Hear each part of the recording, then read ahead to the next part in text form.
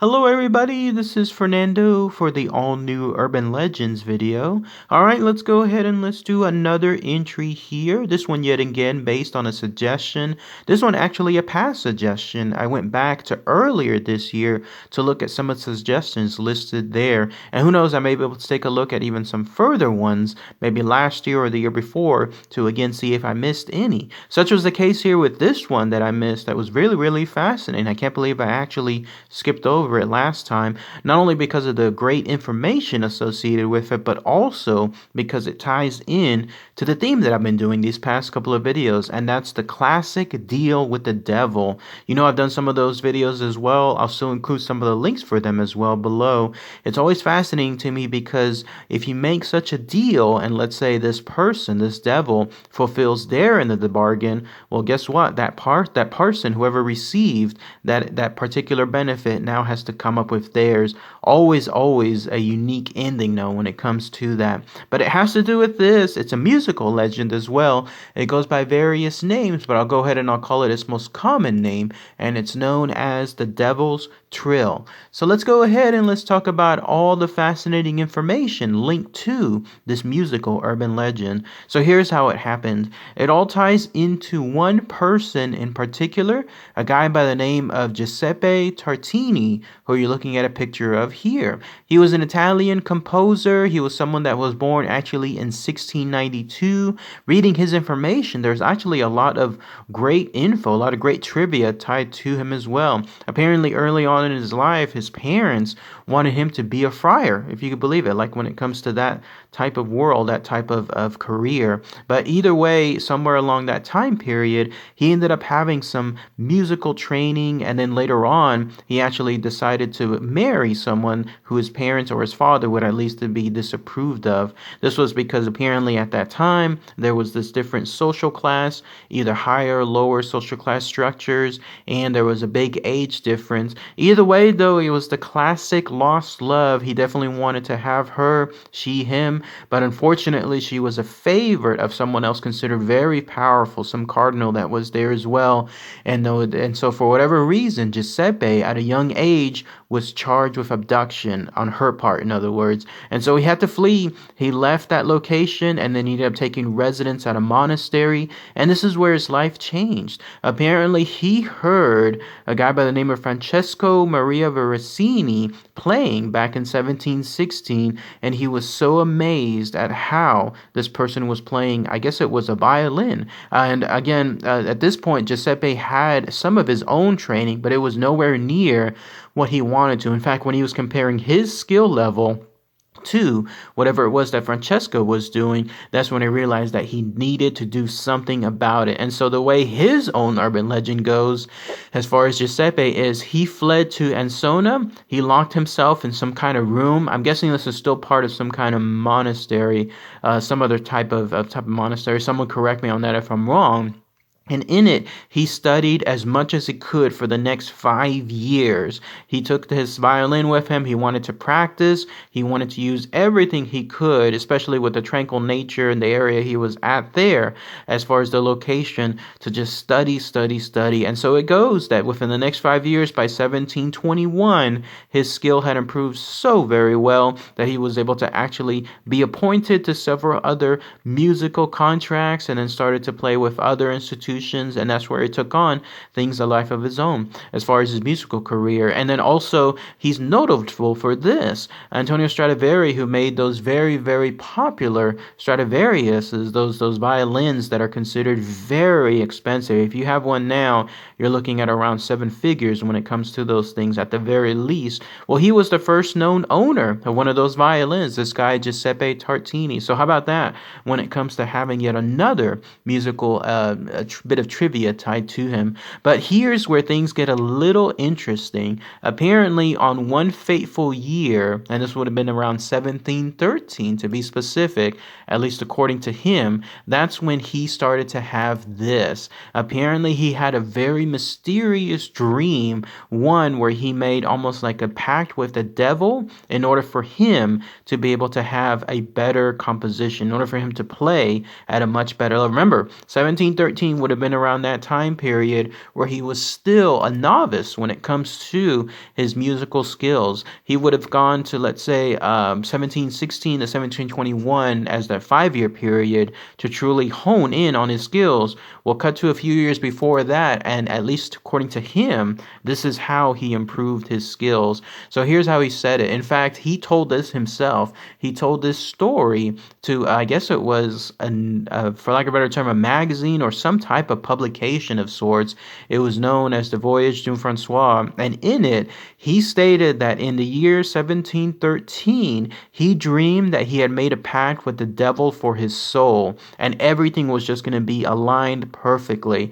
He was going to be able to play music well. He was going to have servants that were going to do everything that he wished for, and apparently the devil himself, when in this dream again, was there with him, and this guy, Tartini, he was able to get his violin, and then he was able to give it to the devil. And when he did so, that's when he heard the devil play as is right in front of him. And the way he described it was, to his astonishment, it was a wonderful sonata, something so beautiful with such great art and such great intelligence, something he had never heard of before, but here he was hearing it for the first time ever being played by the devil, that it basically went beyond anything as far as his fantasies, like anything that he would have ever dreamed up, literally, when it came to having some kind of musical composition. Here was the devil in turn giving him this thing, whatever it was, this actual musical set of notes. And he continued by stating that he felt so enraptured, so transported, so enchanted that at one point within the very dream himself, his breath stopped. Like, in other words, he was holding his breath, just trying to hear as much as this beautiful composition could be done in front of him. And so he wanted to make sure that there was absolutely no interruption. So he's held his breath, but that in turn forced him to wake up in real life. So again, so beautiful was this composition, whatever it was that the devil was playing to him in this dream using his very own violin, that he held his breath and then he ended up waking up by accident. And this, of course, was a great misfortune for him because he was so enraptured by whatever the devil was playing that immediately he wanted to try to retain it as much as possible. So the way I read the information was he grabbed the nearest violin with him. Remember, at this point, he was wide awake. This guy Tartini, he was wide awake. He saw the violin nearby. Immediately, he started to play whatever it was that was in his dream that was being done by the devil, and he tried to write down and compose as much as he could. Remember, at that point, it's one of those deals, though, where if you try to do anything as far as remembering a recent dream, it gets harder and harder as time goes by. There's a specific term for it. Some people have the ability to remember their dreams perfectly. Others have the ability to just remember it more like an abstract version where they remember bits and parts here and there, and then they fill in the rest on their own, almost like a form of imagination. I got the idea that that's what Tartini was doing in his case.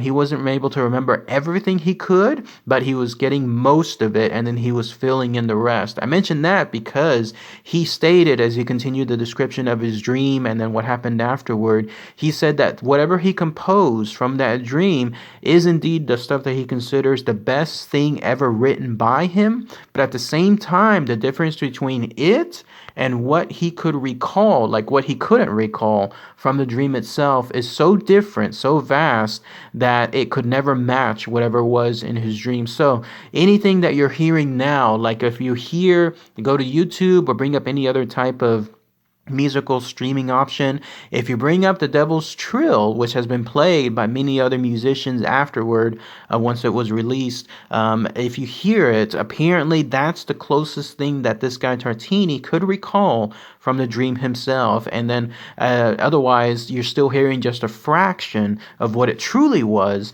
whenever the devil was playing it. And it's called the Devil's Trill not only because of the fact that it was apparently written by the devil himself.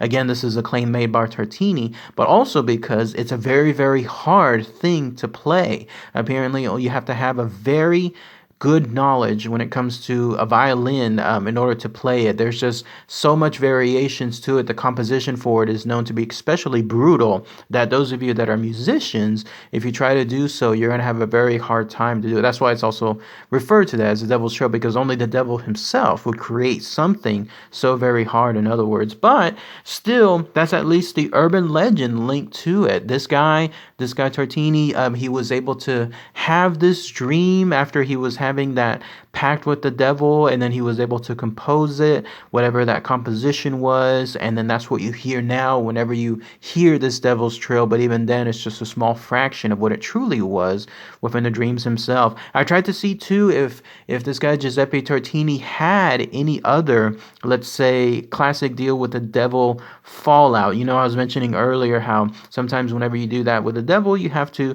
make your end of the bargain come up afterward. For all intents and purposes, it seems like he lived a fulfilled life. He was able to actually die out a good number of years later, actually in around 1770. So that gives you an idea. After this was composed, he still ended up living almost 60 years later. Although there is still some controversy associated with the time period.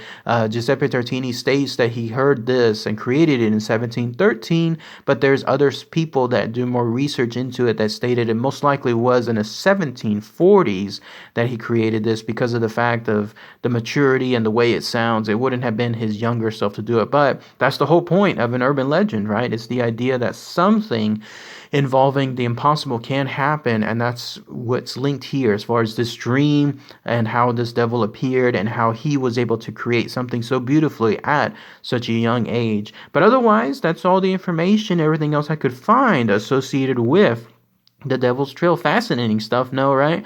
When it comes to this, you never really think about these things when you hear certain musical pieces, classical musical pieces, but apparently that's so. If you hear this one, just keep in mind they may have actually been created by the man in black himself. But if anybody has any more information, anything else I might have missed, maybe again, those of you that are musical professionals, those of you that know more information about this urban legend, please post it below, post it in comments, share with everyone.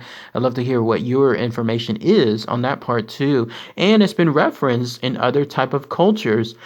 Like other type of movies. Probably the closest thing that comes to mind on the entertainment side is Futurama. You know how they have the robot devil there? I remember there was an episode where Fry was trying to learn how to do a composition, and he ended up having something done for him, in other words, to try to gain the love of Leela, and that was from the robot devil himself. So that's the first thing that I came to mind down there. And apparently there's a comic book character called Dylan Dog, who is also someone that plays an instrument, in this case a clarinet, and in his part, it's the only thing that he knows. This is the only thing that he knows as far as compositions, and that's tied to this part as far as the deal with the devil. So fascinating stuff all around. All right, everybody. Thanks again as always. Take care.